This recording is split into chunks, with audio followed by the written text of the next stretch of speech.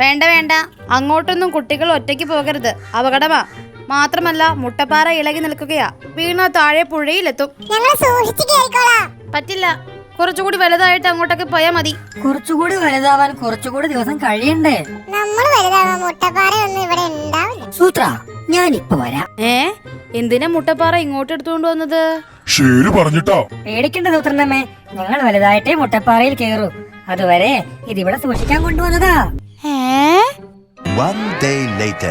ഇനി നമുക്ക് മൃഗങ്ങൾക്ക് വരുന്ന അസുഖങ്ങളെ പറ്റി പഠിക്കാം.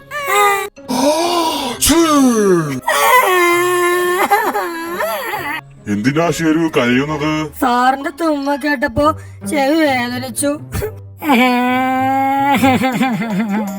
കരച്ചിൽ നിർത്ത്. ഒന്ന് നിർത്തുന്നേ. ചെവി വേദന മാറുന്നില്ലെങ്കിൽ നീ വീട്ടിൽ പോക്കോ.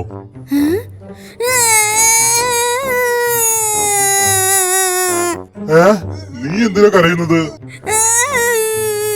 ചെവി വേദന. തുമ്പടാ, തുമ്മൽ കേട്ടപ്പോ നീ കരഞ്ഞില്ലല്ലോ, ഇപ്പോഴാണോ കരയുന്നത്? തുമ്മ കേട്ടിട്ടല്ല, ഷേരുവിന്റെ കരച്ച് കേട്ടപ്പോഴാ ചെവി വേദന വന്നത്.